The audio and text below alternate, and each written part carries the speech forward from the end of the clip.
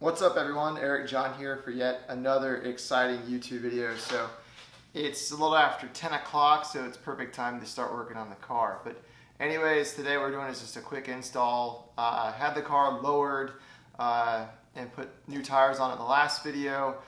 Since doing that, a lot of you guys know that once you lower your car, it throws off all the camber, so it ends up adding negative camber.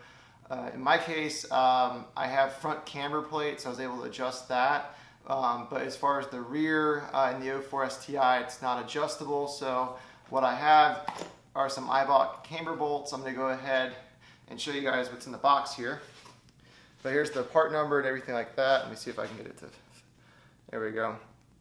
That's the part number. I think these were like 25 bucks shipped. So versus buying the rear lower control arms, the adjustable ones, I think those are anywhere from like 80 to 150 bucks, I think, per side. Or you can get the rear camber plates as well, which, again, I'm just looking for a cheap alternative right now. Maybe down the line, I'll probably replace both the front and the rear camber plates. But for now, these will do. But I'm going to go ahead and take them out of the box here and show you guys what we got going on. So nothing too special. Got the box here.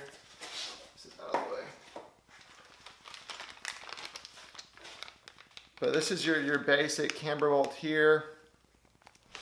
See if I can get it to focus a little bit. But there's, let me open the bag. It says on there, do not, well, this one's basically you torque it to 97 foot-pounds. So I'll see if I can get it back there. Sorry about that. Yeah, it's not really focused good. I can try doing that later. So, but let me get back on my face here. But let me go and pull it out of the bag here, see if I can show you guys.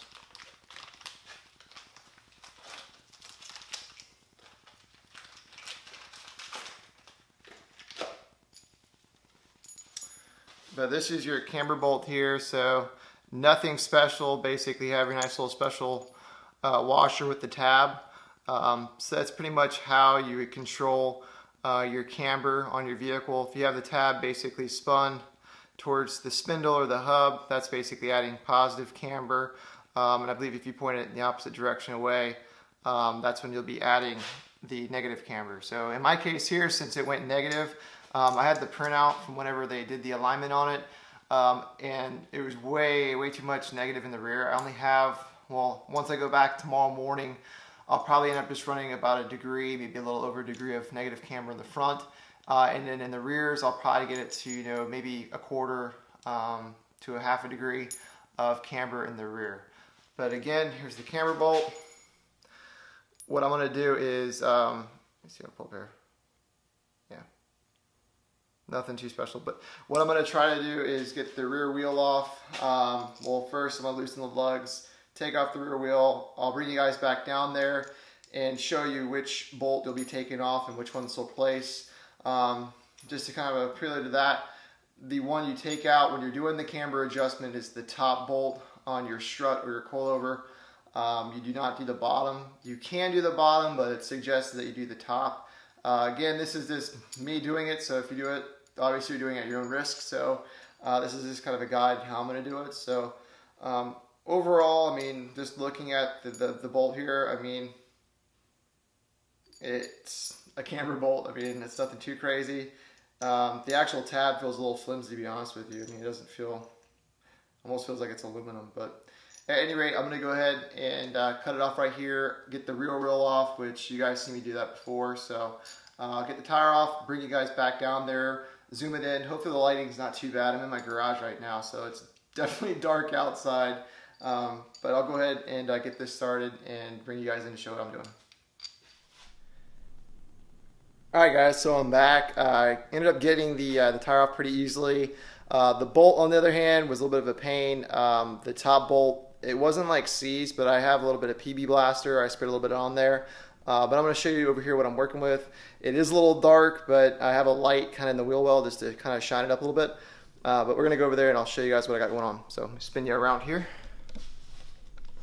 And sorry about the audio. I know the mic's not faced towards me, so the audio's not going to be the best, but let me go ahead and show you what I got going down here. Alright, so get it to focus in here. It's kind of a tight fit with my lens, but it's kind of hard to see, but right here is the top bolt hole. Right below it is the lower bolt hole. So again, see if I can kind of, it's hard to get the camera in there, it's really tight fit. But that's the one you'd basically want to do if you do your research about installing.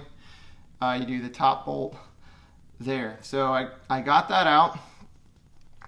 And the next thing that I'm going to do is, because whenever I lowered my car, it gave me more negative camber than I wanted. So what I'll be doing, you kind of go down here again. Hopefully it's not too dark. Oh, it's actually not dark at all. All right, so there is the stock. As you can see, there's no adjustment on the stock bolt. It's basically a straight up bolt. Now, as far as the camber bolt, what we'll be doing, which I'm going to install it. I'll show you after I install it. I don't have anybody else to film for me, or I'd film the install. Anyways, I don't know if it's for Subaru guys, but and I have ST as the coilovers I have. I use a 3/4 inch wrench to get it off, but kind of like what I did with my lugs. I had a ratchet with my 3/4 inch socket, and then like I said, I used this PB blaster, the penetrating, just to kind of lube it up so it was easier to get off. And then I used my handy PVC pipe over the my ratchet to use that to break it free. After that was pretty easy. But anyways, so the difference between obviously your camber bolt and your stock bolt here is the adjustability. This portion here, well, it's your washer, and then the tab at the top, and then this portion here is the cam. So let's see if I get that close. But you see how like there's bottom parts kind of oblong, or it's longer on the one and it's flat on the top. So what you want to do is, whenever you want to position it for positive camber, your tab is going to be going towards the hub, so basically the outside of the car, and then the cam will be facing the opposite direction. So basically you want the flat piece, I'm sorry about that, let me kind of readjust here so I can get a better view of this. Give me 1 second. And it should be pretty easy to show you guys. But basically, whenever you want the flat piece, so basically you want the flat piece to be facing towards the hub as well. And then you want kind of the longer part of the cam, that's the cam section of the bolt there, you want the cam to point towards the strut, or towards the inside of your car, flat spots on the outside, as well as the washer tab. So by doing that, that gives you positive camber versus negative, which obviously is the opposite. So negative camber, it would be faced towards the strut or towards the car, like so. And then the actual cam would be spun this way towards the wheel. So then you have the flat side would be facing the car. So that's pretty much the premise of that. I'm sorry if I wasn't getting the best of it. What I'll do is I'll show you the picture. You won't be able to see the position of the cam though, because it'll be blocked out, but I'll show you the tab. And again, I'm going to do positive camber on mine, just because I lowered it, which made it more negative. And you don't want more negative rear camber than the front. You want to have more camber in the front, negative, than you do in the rear. So unless you're running, camber gang style, and you're slammed to the ground, then you'd have negative camber all around. But again, I'm more geared towards performance and handling. Don't have anything against anybody that runs a lot of camber. Some of the cars, the stance cars, look pretty cool. But anyways, I'm going to cut it out right here. Again, I only have my sets of hands, so I'm going to go ahead and put the bolt in, bolt it up. I think it was 97 foot-pounds. I'm going to grab my torque wrench as well. But I'm going to go ahead and torque it to spec, and I'll take a quick shot here and wrap this video up. Alright guys, so that wasn't too bad. I was able to get everything buttoned up. I bust out my torque wrench, torqued it down. Whenever I go, I'll make sure that they retorque it back down to spec. But I'm going to walk over there and show you what the finished product looks like. Kind of what I did, I'll show you. If I can, it'll be a little bit hard. But I'm going to walk over here. Sorry again about the light. There's no light in my garage. But anyways, here's what it looks like. Might just be able to zoom in with a camera here. Go on this side to get a better angle.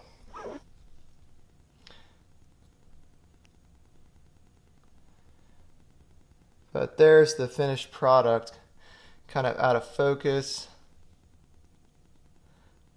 Messing around with the manual focus. There we go. So there's the finished bolt there. As you can see, you can't see the cam of the bolt like I said, but there's the tab facing towards the hub.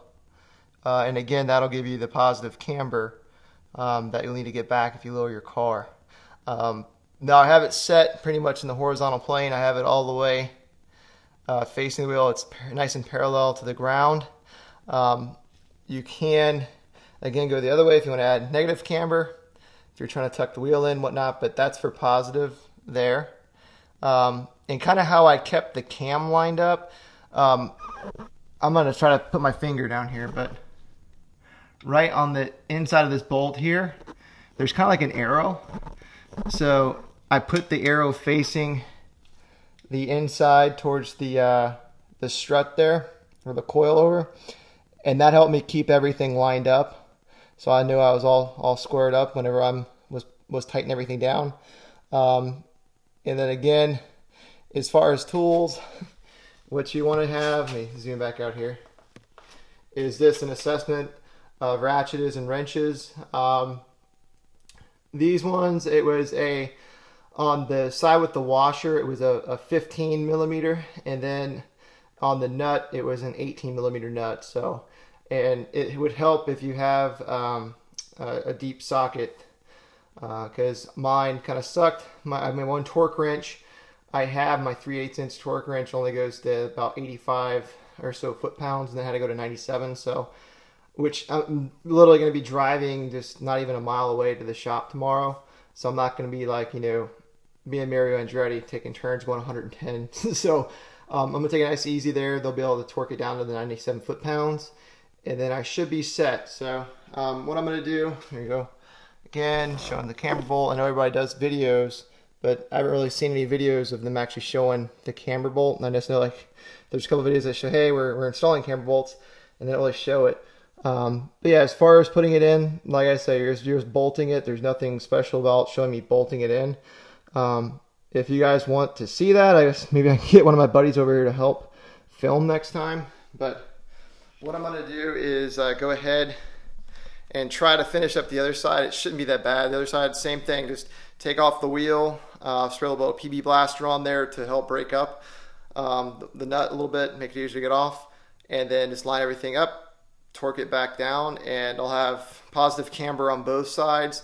And then tomorrow, whenever I take it for the alignment just to get realigned, they'll tweak it. So again, I'm going to try to do close to zeros in the back. I might do like maybe a quarter or half a degree of negative camber in the rear, and then the front I'll probably do either 1 to 1.25 of negative camber in the front. So, but at any rate, it's getting a little late. I want to get the other side done, because I'm going to get up nice and early to go to the shop, hopefully be the first one in. But until that next video, you guys take it easy. And just kidding, so hold up guys, I was finishing up, or not really finishing up, but I got the wheel off and I was going to get everything removed, going in and installing the other side of the car, trying to get that camber bolt in to finish everything off, and had a little bit of an issue. So my car, I thought, was just handling a little funky because the camber was way off, maybe it was throwing the toe off, I wasn't really sure.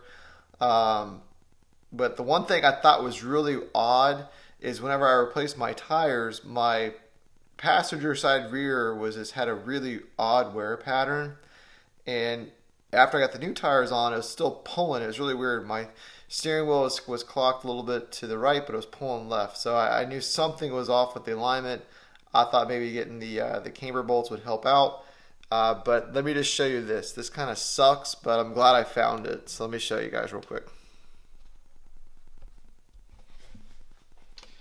So the next thing I'll be doing, let me show you guys here. I really can't see it too well. Let me see if I can pull the light around. But yeah, let me see if I can zoom in here. It's kind of hard to make out there. I don't know if I focus. There we go. So yeah, that's the sway bar, and that would be the end link that's snapped in half. So anyways, I'm gonna have to get some replacements. I was looking. I'll probably end up just getting the Cartboy replacements and fixing that. I don't see any other damage really to the area. I looked at it really well, just to see if it was bent or anything like that, which still sucks that happened, but it is what it is. Part of owning a Subaru is fixing it. So but yeah, I'm gonna go ahead and finish getting the camber bolt on this side, and then get back online, and I'll have to order that so it gets delivered, so I won't be out of a car. But anyways, until the next video, you guys take it easy.